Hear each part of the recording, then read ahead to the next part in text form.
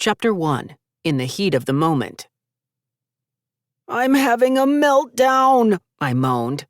I was serious. I thought I might actually be melting. It was the hottest fall on record, and, no surprise, Hills Village Middle School didn't have air conditioning. To make things worse, I was in one of the stuffiest places in the whole stuffy school building, the last row of the rehearsal room for our weekly kazoo chorus practice. It must have been 200 degrees in there. The room was packed with steaming bodies and hot kazoo breath. Not a pleasant combination. Even Miller the Killer, the toughest kid in school, looked pale and clammy. I could smell his BO from 2 rows away. Smelled like clams. My friend, Flip Savage, the funniest kid on the planet, was so overheated that his joke mojo was totally drained. Normally, kazoo practice was filled with his musical one-liners. One-liners like, "What do you say when a kazoo sneezes? Kazoon-tight." But that day he was slouched down so low in his chair that he was practically horizontal. We were on the 3rd chorus of Bad Guy when the sweat on my fingers made the kazoo slip right out of my hands and clatter to the floor. The whole song dissolved into what we musicians call a train wreck. Naturally, everybody looked in my direction.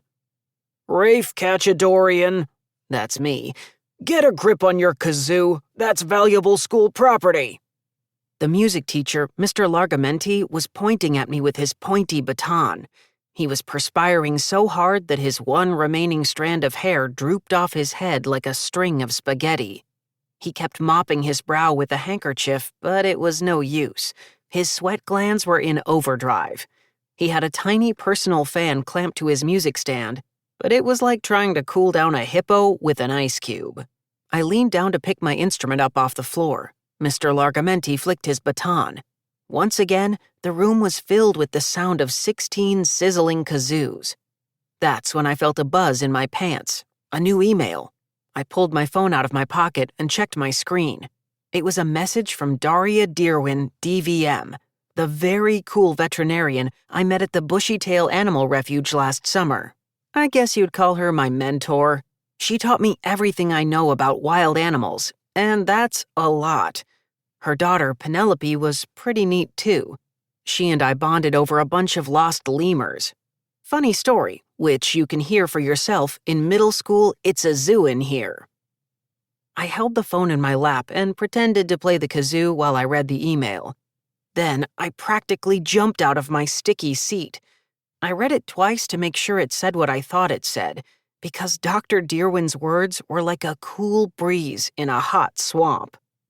Rafe, how would you like to join me and Penelope for a research study on polar bears in Alaska this December? All expenses paid. LMK if you're interested. Best, Dr. Deerwin. Interested?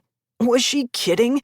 This was a chance to hobnob with exotic creatures again, a chance to see a part of the world I'd never seen, and best of all, a chance to hang out with Penelope. Why did that last thing rate best of all?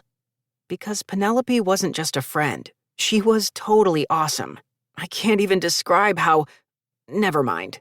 If you don't know her yet, you'll see what I mean. I ran my slippery fingers down the screen and tapped a one-word reply. Then, just to make sure, I said it again and again. Yes, yes, yes! Alaska, here I come.